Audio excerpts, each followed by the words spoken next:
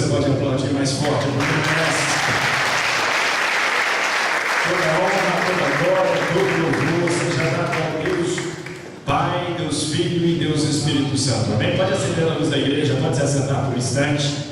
Nós estamos felizes e alegres de poder estar na casa do Senhor mais uma vez, sabendo que Deus nos traz aqui por um propósito específico nessa noite, sabendo que Deus tem milagres para a sua vida, milagres para você. Amém? Hoje à tarde nós passamos um bom período orando, intercedendo, clamando, assim como o presbítero o evangelista já anunciou, que durante toda esta semana nós estivemos orando aqui das 10 às 11 horas da noite, também como nos últimos 21 dias do mês de janeiro, nós estivemos aqui orando todos os dias das 10 à meia-noite, às 11 horas, jejuando e orando e pedindo a bênção de Deus, amém? Eu sei que tem muitas pessoas que nos visitam nessa noite, eu quero agradecer a você por a sua visita, amém? Antes de nós ministrarmos a palavra do Senhor, eu quero dar a oportunidade de um testemunho, amém? Antes eu quero dar um testemunho que a pessoa que está aqui pediu para mim dar. Quinta-feira passada, quando se lembra que nós chamamos no encerramento daquela campanha, ou daquela quartas-feiras proféticas para 12 anos de vitória que nós estamos fazendo, nós chamamos aqui na frente aqueles que estavam doentes e que precisavam de uma cura. E nós tivemos aqui na frente vários irmãos, e a irmã Fabi depois testificou que Deus tocou ela profundamente naquela noite aqui. Ela veio para cá com muita dor, sentindo muita dor, passando muito mal, e naquele momento da oração ela foi curada e não sentiu mais nada para a glória do Senhor. Você pode dar glória a Deus por isso? O Gildo também falou que tinha 26 dias já passando muito mal, indo para o hospital, saindo do hospital, vomitando, muita coisa, pressão para cima e para baixo, não sabia o que estava acontecendo, os médicos não sabiam o que estava acontecendo, mas ele esteve aqui na frente também, foi orado pela vida dele, e ele testificou depois, mandou uma mensagem: pastor, olha, não estou sentindo mais nada, os médicos, todos estou seguindo o conselho dos médicos de descansar, mas eu não estou sentindo mais nada, eu sou curado para a honra e glória do nome do Senhor. Aplauda mais forte, porque ele merece toda a honra, toda a glória, todo o louvor, só ele merece toda a honra, toda a glória, todo o louvor, amém? E hoje à tarde, Raul se me ligou e falou assim: pastor, eu tenho um testemunho para dar, vem para cá, Raul, rapidamente, para nós ouvirmos o seu testemunho. Raul, que é um diácono da igreja, abençoado, amém? E tem um testemunho para dar daquilo que Deus está fazendo na vida dele, de uma forma tão poderosa, tão maravilhosa. A paz, irmãos. Primeiro eu vou ler o versículo da Bíblia, e vou entender um pouquinho depois. Tem de Malaquias 3, 10 e 11, que diz assim: trazei todos os dias uma casa do tesouro, para que haja mantimento na minha casa, e depois fazer prova de mim. Vou repetir de novo: e depois fazer prova de mim, diz o Senhor dos Exércitos, se eu não vos abrir a janela do céu, e não derramar sobre vós uma bênção tal, que dela vos advenha a maior abastança. Amém. Aí o 11 vai dizer assim: e por causa de vós repreenderei o devorador, para que não vos consuma o fruto da terra, e a vide no campo não vos será estéril, diz o Senhor dos Exércitos. Irmãos, eu citei esse versículo porque eu sou dizimista fiel. Deus sabe minha relação com Deus, no pouco eu sou fiel, e há um tempo atrás eu ouvi uma palavra que dizia assim: o difícil é ser fiel no muito, e é verdade. Aí eu estava analisando outro dia e falei: enquanto está pouquinho, né, a gente vai, quando vai enchendo o seu celeiro, a gente fica, mas esse tanto todo esse, essas ideias de perguntar. E o pastor Zé, ele fez, Deus tocou no coração dele, todo mundo sabe da campanha, né, possuir, do voto, né, pastor? E quando ele falou isso, eu confesso, só peço perdão, que eu fiquei meio assim, né, Deus, será que não é? Aí o Délio, é um visitante que ele sempre já é membro da casa, está aqui como visitante, mas ele já está todo membro. E eu falei: Délio, então, paciente, meu filho, deixa na mão de Deus. Aí eu orei e falei: se pastor Zé, Deus escolheu como pastor da igreja, Jesus é o cabeça, e ele é o membro do povo. Eu falei: mas eu vou fazer prova do Senhor. Aí eu separei o voto que eu tinha, né, proposto com Deus, e falei assim: Senhor, eu vou entregar, o Senhor sabe que eu não vou ter condições de continuar. Senhor, a não ser que o Senhor me abençoe, e deixei separado até hoje. E o engraçado, irmãos, que chamaram para uma entrevista, eu estava no meio da entrevista, o prefeito trocou me chamar para outra entrevista, aí já me chamaram para outra, mas Deus não direcionou nenhuma. E que terminou o processo hoje, para a honra e glória de Deus. E a partir de segunda-feira eu estou trabalhando, Deus honrou, e eu quero dizer, por isso que eu trouxe esse texto, porque eu fiz prova com Deus. Tá? Então eu digo aos irmãos, faça a prova. Se vocês não desconfiarem de alguma coisa, faz igual eu fiz, tem que fazer a prova. E Deus vai te responder. Só um minutinho.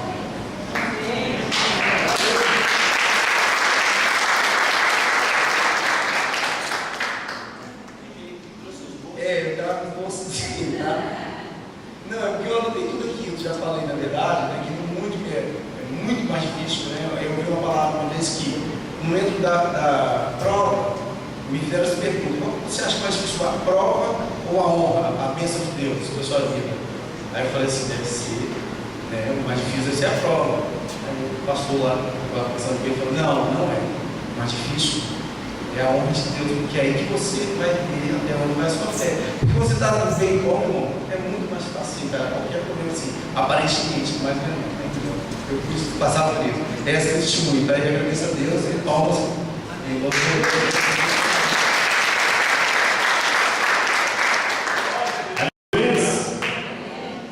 Ele fez um propósito e não tinha condição. Eu preguei sobre isso. Eu falei: faça um propósito de sacrifício, deixa Deus trabalhar em você, através de você, deixa Deus fazer. Essa semana, uma pessoa me procurou. O pastor, olha, eu fiz um propósito, mas eu coloquei o propósito de oração sem ter.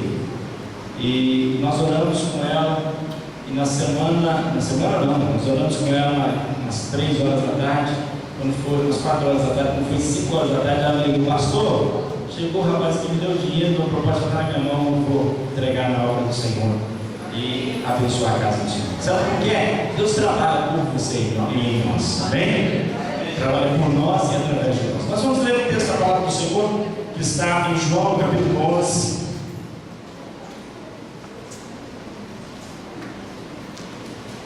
No versículo 1, nós vamos ler apenas alguns versículos, depois vamos ministrar aquilo que Deus colocou em nosso coração. A mensagem de hoje é especificamente sobre milagres, e eu tenho certeza que Deus tem milagre neste lugar. Nós oramos por isso, nós cremos por isso. Nós buscamos a isso, e o poder e a honra e a glória totalmente dele. Quantos acharam João capítulo 1, o capítulo 11? Digam: eu vou morar no céu. Quem não achou ainda, diga misericórdia, mas eu também vou morar no céu. Vou morar no céu. Amém? Diz assim: estava então enfermo um certo Lázaro de Betânia, aldeia de Maria e de sua irmã Marta. E Maria, aquela que tinha ungido o Senhor com um unguento e lhe tinha enxugado os pés com os seus cabelos, cujo irmão Lázaro estava enfermo. Mandaram-lhe, pois, suas irmãs a dizer: Senhor, eis que está enfermo aquele que tu amas. E Jesus, ouvindo isso, disse: esta enfermidade não é para a morte, mas para a glória de Deus, para que o Filho de Deus seja glorificado por ela. Amém? Senhor, nós estamos aqui neste lugar, nesta noite, Jesus. Eu quero pedir que, através do seu Santo Espírito, a sua palavra esteja clara em nossos corações e em nossas vidas, que cada pessoa que adentrou este lugar, Senhor, possa ouvir a sua voz, possa receber de ti, Senhor, tudo aquilo que veio buscar neste lugar. Mas, acima de tudo, Senhor, que a sua vontade seja feita em nossas vidas, e a sua vontade é muito melhor do que a nossa. Sei, Senhor, que tu tens o melhor para cada um que está aqui nessa noite. Por isso, nos ajuda, Senhor, a galgar, a procurar, a estar mais próximos de ti, para entender a sua vontade e o seu querer em nossas vidas. Em nome de Jesus. Amém. Amém? Esse foi, irmãos, o último grande milagre público que Jesus efetuou. Ele foi realizado na última semana antes de Jesus ser preso, antes de ele ser crucificado. E esse milagre tem várias lições importantes para as nossas vidas.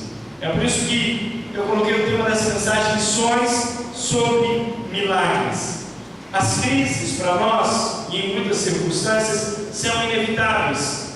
Quando nós olhamos para a vida de Lázaro, nós vemos que mesmo ele sendo amigo íntimo de Jesus, ele ficou doente.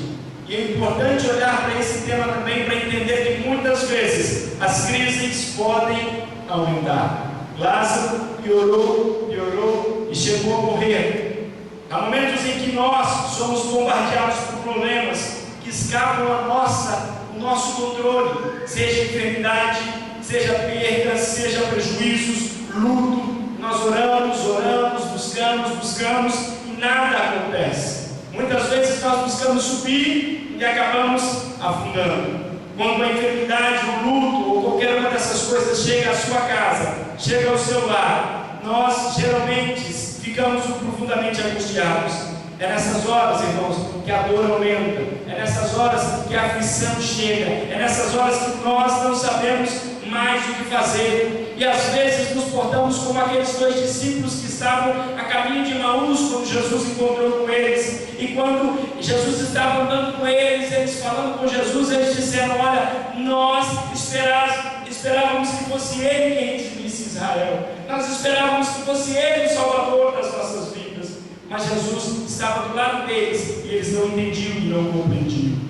Este texto fala da pedagogia de Jesus, fala da realização do milagre como algo que Deus estava ensinando, uma lição para os nossos tempos, uma lição para os nossos dias. Talvez você chegou aqui e você precisa de um milagre.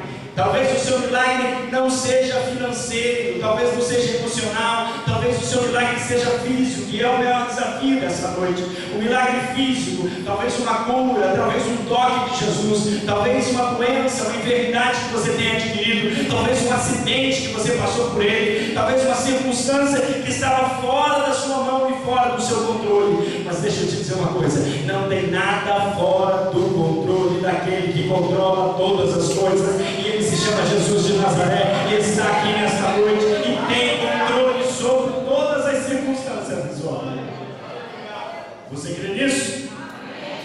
A primeira coisa que nós precisamos entender é que existe um tempo para o milagre, um tempo do milagre.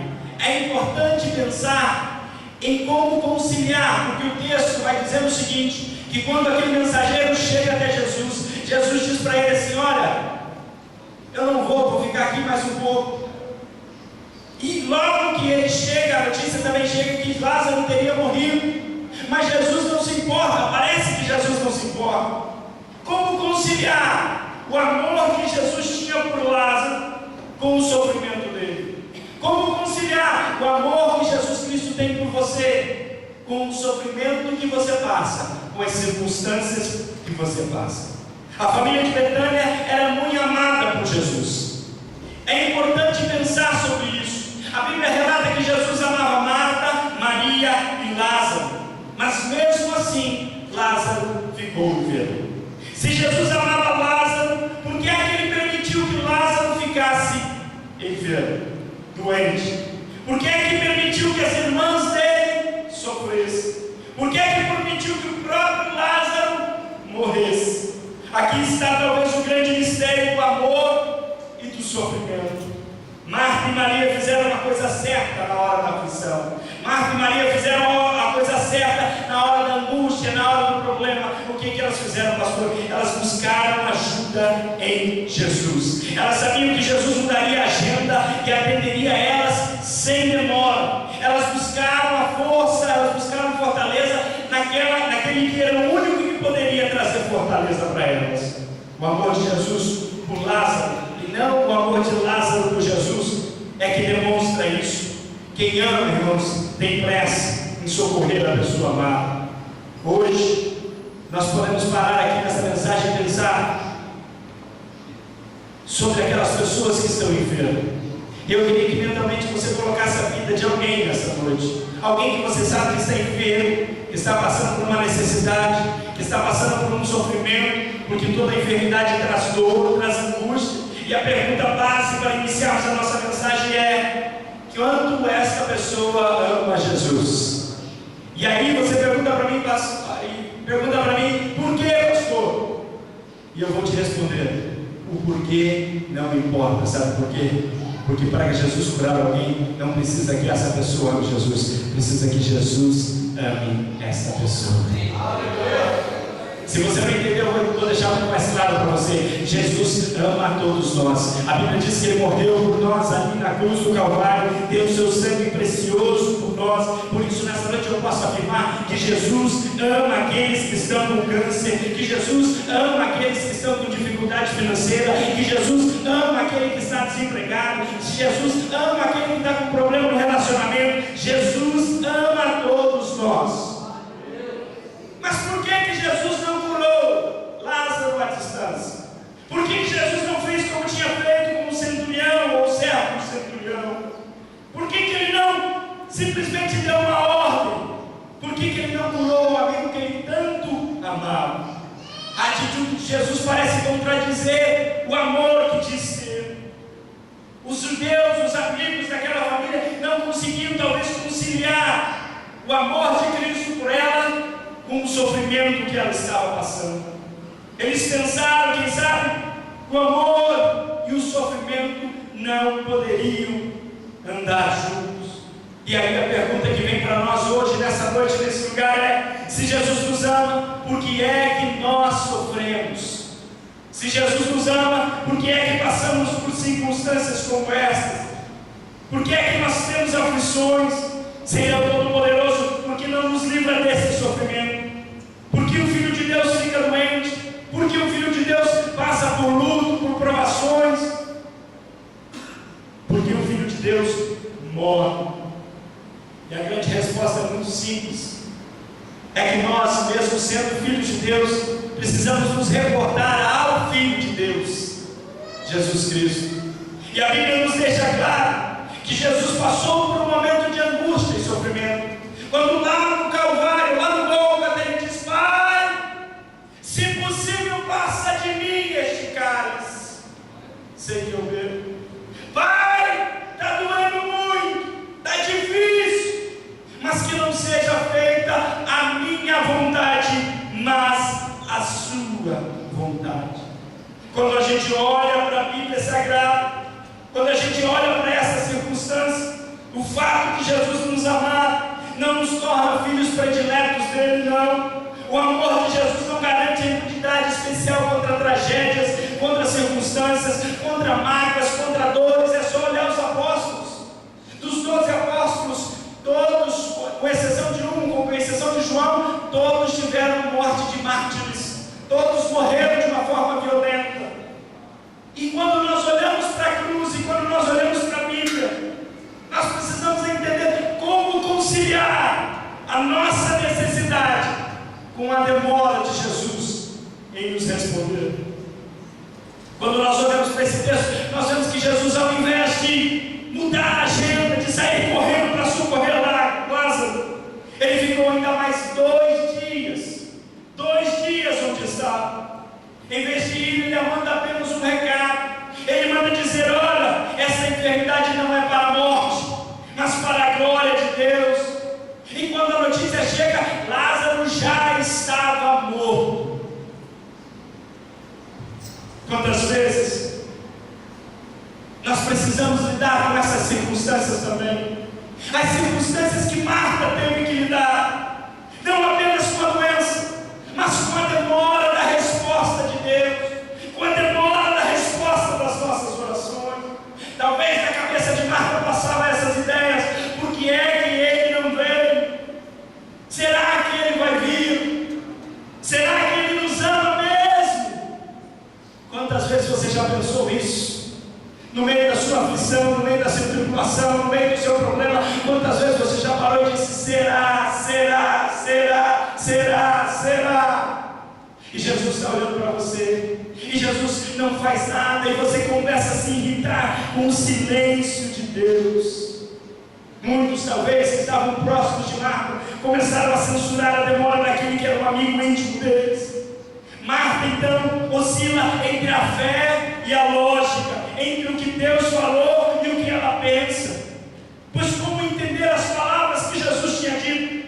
Essa enfermidade não é para a morte, mas para a glória de Deus. Se quando o mensageiro chegou com ela, Lázaro já estava morto. Como muitos de nós, Marta se duvidou da sua fé, Marta se angustiou. A demora de Jesus deixou ela frustrada, quase decepcionada. Isso está relatado no verso 21. Essa demora muitas vezes nos constrange, nos deixa aflitos, nos deixa para baixo. Jesus parece demorar em muitas circunstâncias. Quando nós olhamos para a Bíblia, nós vemos isso acontecer com muitos homens de Deus.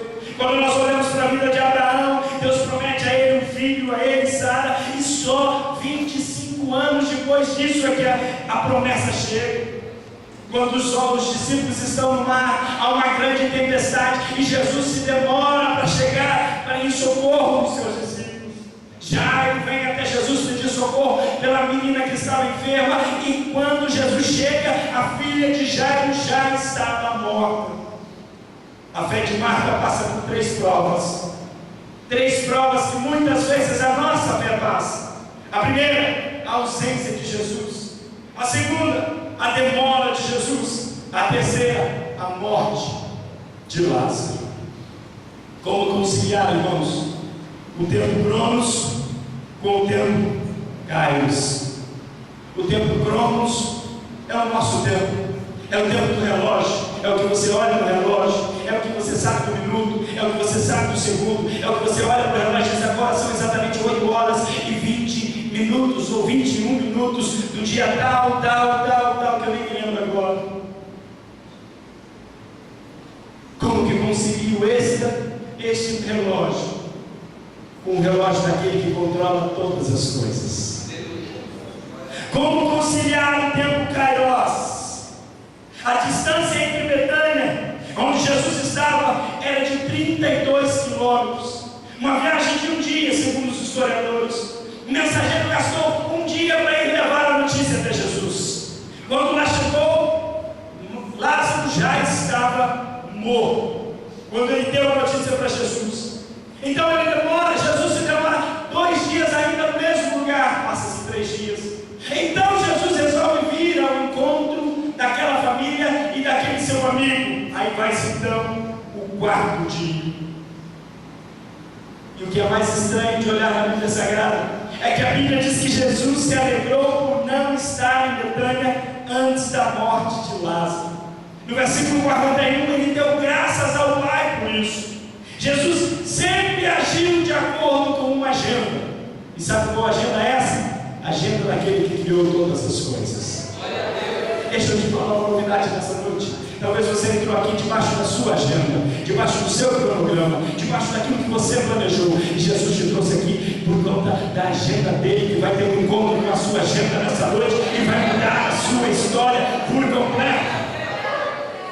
Talvez você ficou sabendo dessa igreja ou desse culto ontem, antes de ontem, mas já tem um mês que nós estamos preparando para esse momento. Nós estamos orando, estamos clamando, sabe por quê? Porque Deus tem nos incomodado que existe milagre para acontecer. Há uma porta aberta nos céus para as nossas vidas, para quando nós colocamos diante dele e cremos no milagre sobrenatural.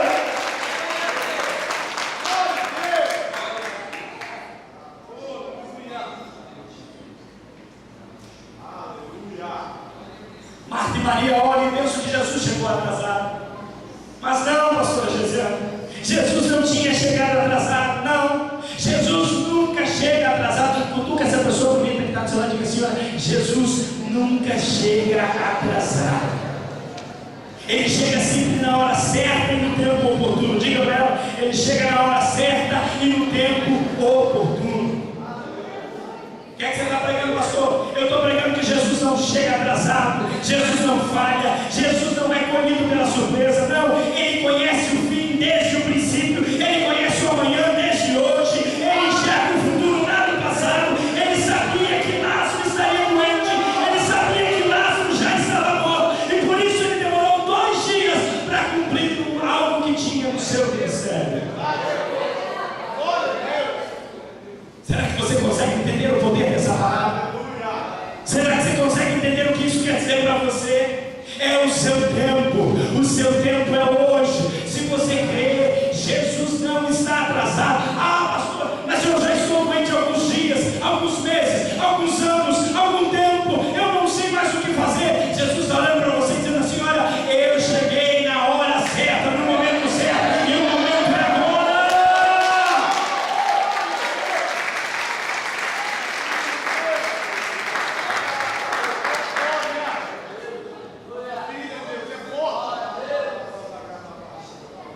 profetiza para você e diga assim: é o tempo de Deus na minha vida.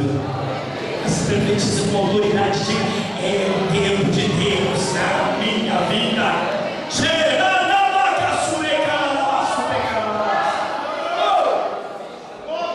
Eu consigo sentir a presença de Deus neste lugar nessa noite. Eu consigo sentir a mesma unção que nós estamos sentindo aqui ontem. Eu vou te dizer, obreiros que estavam aqui, Deus está neste lugar. É uma noite de milagres. Profetiza comigo agora na sua vida. Diga: hoje é o dia do meu milagre.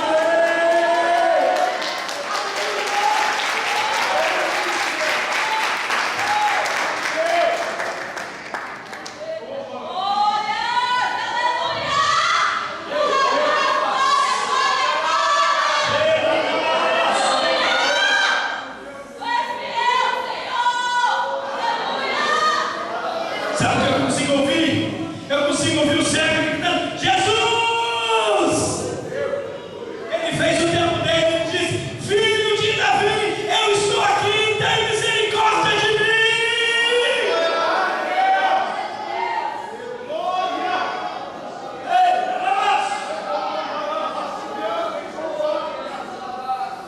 Além do tempo, nós podemos ver o modo do milagre. Por que você está falando sobre isso, pastor? Porque quando a gente analisa isso aqui, nós vamos entender que Jesus não está preso à categoria do nosso tempo. Não. Marta crê que Jesus poderia ter evitado a morte. Quando ela encontra com Jesus, diz assim: se tu tivesses aqui passado.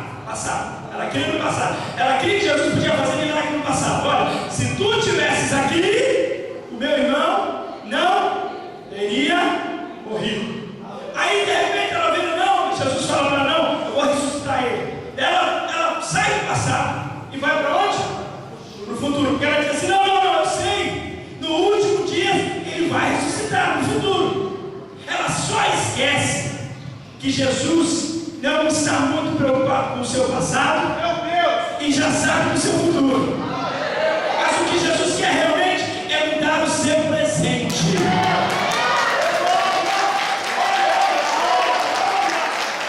Jesus quer transformar a sua vida de uma maneira tão grande, tão sobrenatural, que você vai começar a viver algo diferente a partir dessa noite. Marta vacila entre a fé e a lógica. Nós somos assim também. A gente fica: olha como Deus é bom. Eu falei aqui quinta-feira passada, domingo, não me lembro. Olha, na minha infância eu tinha 5, 6 anos de idade, eu não me lembro a idade direito. Eu falei pro cara hoje que era quase o tamanho dele. Eu fui no Centro Cívico de Curitiba, eu assisti uma cruzada de milagres, pregada pelo pastor Morris Cirulo. E aquela noite eu fui impactado de uma forma sobrenatural. Sabe por quê? Meu pai era pastor e eu fiquei lá na frente. E lá na frente eu estava de camarote, tinha muita gente, milhares de gente. E eu via milhares de cadeiras de rodas, de muletas, de andador. E de repente, quando aquele homem orou, eu vi uma coisa sobrenatural acontecendo. Aquelas pessoas começaram a andar, levantar das suas cadeiras, levantar as muletas para cima, pulando, saltando, clamando. Sabe por quê? Porque Jesus estava curando naquela noite cegos, surdos, mudos, todas aquela sorte de pessoas estavam sendo curadas. Pelo pastor, não, porque o poder de Deus estava naquele lugar. E aí você diz: pastor, mas isso foi nos anos 80, e hoje, e agora? Deixa eu te dizer uma coisa: a minha Bíblia diz que o mesmo Deus é o Deus do ontem e hoje e eternamente.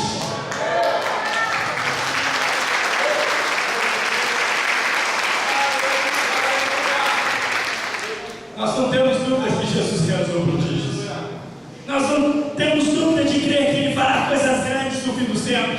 A gente prega isso: Jesus vai voltar, Jesus vai nos levar, Jesus vai arrebatar a igreja, Jesus vai aniquilar os inimigos de Israel. Nós pregamos isso sempre. A nossa grande dificuldade é crer que Ele ainda opera hoje com o mesmo poder.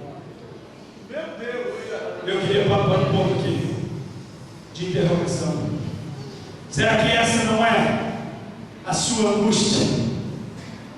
Será que você não tem orado pela sua enfermidade, pelo seu casamento, pelas circunstâncias? Talvez você tenha orado pela conversão do seu marido, da sua esposa. Talvez você está orando pelos seus filhos que estão nas drogas. Talvez você tenha orado pela sua vida emocional.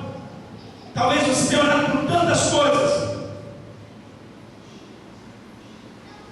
E talvez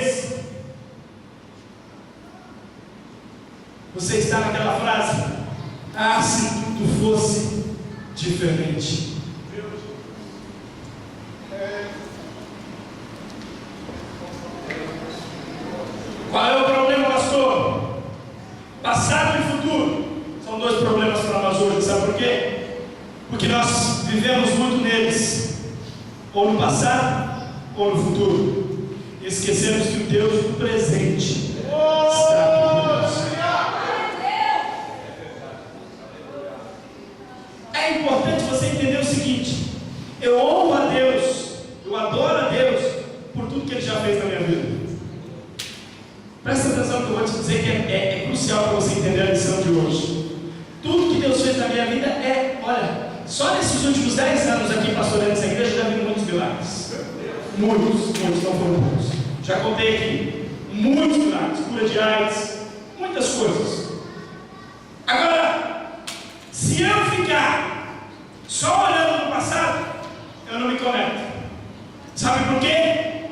Porque não é o meu passado que está conectado com a eternidade, e nem o meu futuro. Sabe o que está conectado com a eternidade? É o meu presente, que toca o que eu vivo hoje com a eternidade. Vou explicar isso para você melhor. Não é o que você foi ontem, é o que você vive hoje, que vai mostrar quem você será amanhã. Vou explicar isso melhor ainda. Jesus disse assim: se você não andar comigo, você pode andar comigo, pregar, e vai ter muito do céu. Eu falei de ti o tempo todo, Senhor, o tempo todo. Não é o passado que te leva para o céu, é o presente. A tua conexão com os céus é o presente, é o que você vive hoje. Ah, mas eu tinha muita fé. E hoje, qual é a sua fé? Qual o grau de fé que você tem hoje? Nós não podemos viver de lembranças que já se passaram. Não podemos viver apenas das promessas que estão no futuro. Nós precisamos crer hoje. E eu quero que você entenda isso. Jesus não é o grande eu era, nem o grande eu serei. Ele é o grande eu sou. Quer prova disso? Quer prova disso? Nos evangelhos, vamos falar. João capítulo 6, versículo 35. Eu sou o pão. João 8:12. Eu sou a luz do mundo. João 10:9. Eu sou a porta. João 10:11. Eu sou o bom pastor. João 11:25. Eu sou a ressurreição e a vida. João 14:6. Eu sou o caminho, a verdade e a vida. João capítulo 15, versículo 1. Eu sou a videira verdadeira. Sou agora, presente. Este é o momento de Deus para a sua vida. Profetiza para a pessoa que está do seu lado, diga assim: o grande eu sou está aqui com você nessa noite. O grande eu sou está com você aqui nesta noite. E sabe o que é mais importante? Jesus se identifica com a sua dor. A Bíblia diz no versículo 35 de João 11 que Jesus chorou. Você sabia que é o menor versículo da Bíblia? Jesus chorou. E é importante entender isso aqui. Aquele que cura as nossas chagas é ferido conosco. Aquele que cura as nossas enfermidades fica doente conosco. As lágrimas de Jesus, elas revelam para nós a sua compaixão, o seu amor. Jesus se importa com você, com a sua dor. Ele não é um Deus distante, não. Ele não é um Deus impessoal. Ele não é um Deus fatalista. Não, Ele não é um Deus que está longe, simplesmente observando. Não, Ele não é um Deus morto, nem um Deus pregado na cruz. Não, Ele não é um Deus legalista, como muitos dos xerifes fariseus por aí. Não, Ele é o Deus Emanuel. O que é isso, pastor? O Deus conosco. O Deus conosco. Vira para a pessoa que está dizendo assim: olha, o Deus Emanuel está aqui nessa noite. O Deus conosco está aqui nessa noite. O que é isso, pastor? Ele chora com você, Ele sofre com você, Ele se importa com você, Ele se identifica com você. Ele é o Deus que sofre, chora, se identifica. Ele é o seu terapeuta, Ele é o seu médico, Ele é o seu advogado, Ele é o seu bom pastor. Esse é o Jesus apresentado aqui. E sabe por que é assim? Porque Jesus sabe e conhece a nossa dor. Aquele que enxuga as nossas lágrimas quando nós choramos. Jesus não está apenas presente com você em seu sofrimento. A Bíblia diz que Ele se compadece de você, Ele chora com você. Jesus chorou em público diante daquela multidão, diante daquelas pessoas, se comovendo com aquela família que estava enlutada. Ele chegou ao ponto, e isso é o que eu quero que você entenda, ele chegou ao ponto de ir ao Hades por você, e de lá ele tomou a chave da morte e do inferno. Para quê? Para que o inimigo não possa te levar para lá, sem você ter a oportunidade de crer e conhecer ele, que é digno de toda honra, toda glória e todo louvor. Mas Jesus, ele não exclui a participação humana em face da intervenção milagrosa. Não, de forma nenhuma.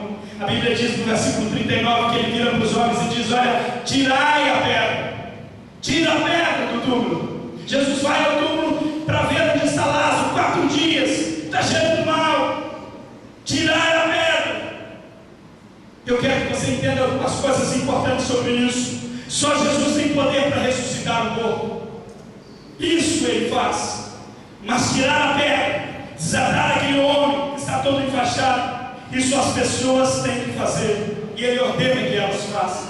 Jesus chama Lázaro da sepultura. Jesus dá uma ordem. E se Jesus não tivesse dito Lázaro, a Bíblia não relata, mas é a minha convicção de que muitos daqueles mortos teriam levantado naquele momento. E ele é específico e diz: Lázaro, sai para fora. Mas Lázaro, mesmo morto, consegue ouvir a voz de Jesus.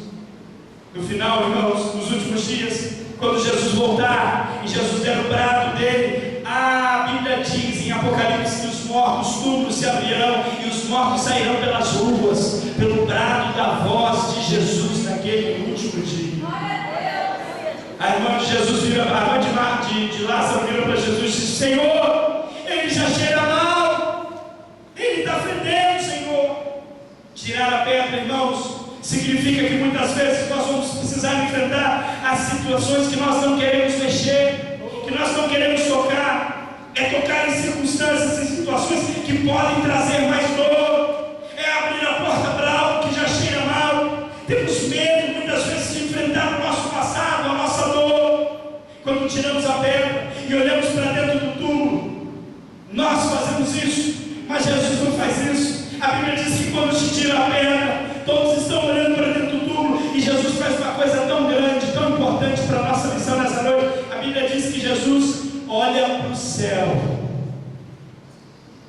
O que é que você está falando, pastor?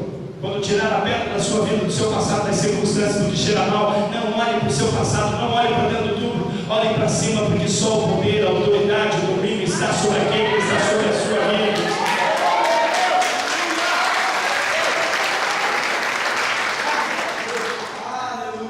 Quando Jesus enfrenta o mal cheio do túmulo, Jesus ora.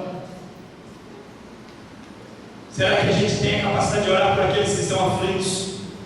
Será que a gente tem a capacidade de orar por aqueles que estão precisando? Nós cremos que Deus responde as orações. Será que você crê nisso realmente? Que Deus responde as orações? Como é que Jesus orou? Como foi a oração de Jesus? Quando foi que o milagre aconteceu? Quando? Em qual momento? Quando você olha para a oração de Jesus, Jesus diz o seguinte: Jesus olha para o céu e diz: Pai, e olha a palavra, que é a primeira palavra de Jesus: graças te dou. Que é isso, pastor? O que é que você está pregando? O milagre aconteceu quando Jesus deu graças. Eu vou revelar isso para vocês, você não entendeu, não. Você precisa de um milagre na sua vida? Dá graças a Deus pelo milagre, mas antes dele chegar mesmo. Você precisa de um milagre, de uma cura, diga: Senhor, eu agradeço pela minha cura. Mas pastor, isso é loucura. Não, isso é profético. Era isso que Jesus está falando aqui. Graças te dou, Pai. Já te dou graças. Antes de receber, antes de acontecer, eu já te dou graças. Levanta a sua cabeça e diga assim: Deus, eu te dou graças por esse milagre que eu vim buscar aqui nesta noite. Eu te agradeço, Senhor, porque eu sei que a tua mão e o teu poder é maior. A Bíblia diz então que eles desatam eles. E a Bíblia, eu não tenho muito mais tempo para finalizar. Eu vou pular para o último ponto sobre o propósito do milagre. É nesse texto que nós vamos entender algumas coisas sobre o propósito do milagre.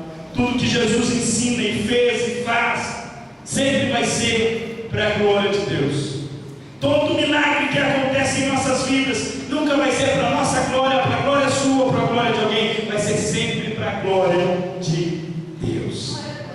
Quando lá no versículo 4, Jesus está respondendo às pessoas que vieram, e ele diz, olha, no versículo 4 ele diz, essa enfermidade não é para a morte, mas é para a glória de Deus, para que o Filho de Deus seja glorificado por ela. As coisas mais importantes da nossa vida não é sermos, a coisa mais importante da nossa vida não é sermos poupados dos problemas, mas glorificarmos a Deus em tudo o que somos e em tudo o que fazemos, em tudo o que vivemos. Quando nós somos confrontados, irmãos, por doenças, por enfermidades, por desapontamento, por demora, pela morte, nosso único encorajamento é saber que vivemos pela fé e não pelo que vemos. Salmo 50, versículo 15 diz, invoca-me no dia da angústia e eu te livrarei e tu me glorificarás.